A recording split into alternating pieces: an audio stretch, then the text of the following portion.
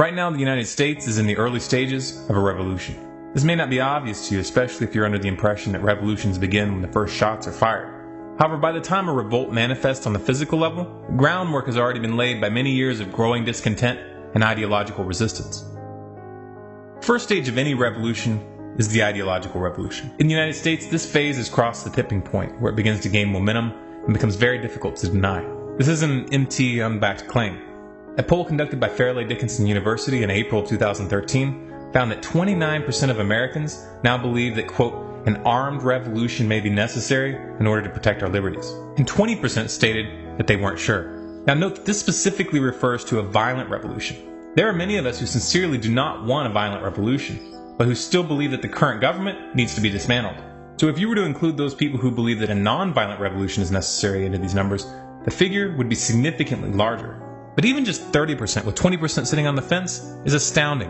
Of course, the mainstream media doesn't talk about this. The last thing that they want is for you to realize that you're already strong enough to take the system down if you decide to. The powers that be want you to feel small, weak, and isolated, so that you fearfully stand by and do nothing as they set up the mechanisms of a totalitarian police state. Their power relies heavily on making you feel powerless.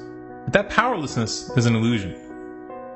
Now, because many people don't realize just how much progress we've made in just a few short years, and because they don't realize that we are already a force to be reckoned with, some feel very impatient right now, and are trying to push the revolution to the next stage prematurely. A revolution is like childbirth. It has its own pace, and attempting to skip ahead artificially can have serious consequences. Try visualizing the awakening public like a crowd standing in a field as an army is approaching. The danger is becoming more and more obvious as it gets closer, and this is waking more and more people up. But there's a problem. People aren't yet in agreement as to what course of action should be taken or how to organize. Some are raising their voices above the fray saying, "Follow me! Let's take this course of action," or "Let's take that course of action." But so far, none of the proposals have resonated with a large enough percentage of the crowd to get the momentum necessary. As a result, some of the leaders are running out ahead of the crowd towards the army, hoping that others will follow them. This shows courage, and when the moment is right, this can be an effective course of action. But if the timing is wrong, and if it's not done properly, it can backfire. The most important thing to be aware of when dealing with crowds is that the forces that move them accumulate very slowly, and often without any outward sign, until a breaking point is reached. You cannot force that breaking point, and you shouldn't try. Rather, you should seek to foster those underlying forces and to light fires that accelerate the process organically. When we speak of lighting fires, we aren't referring to acts of aggression, but rather to strategic acts of defiance that expose the true nature of the oppressors to the public. This isn't just a question of what is done, but also of how that action is perceived by the public. There are many actions that are morally justifiable and emotionally satisfying, which are counterproductive and can interfere with your long-term goals. For example, if you're living in a dictatorship, it may be morally justifiable to burn down a government building, as long as you made sure it was empty and no one got hurt.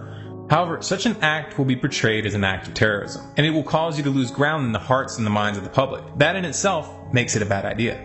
A much more effective approach would be to organize a group of individuals, all with impeccable records and high moral standing, and chain the doors of that government building shut, and chain yourself to the doors so that they cannot be opened.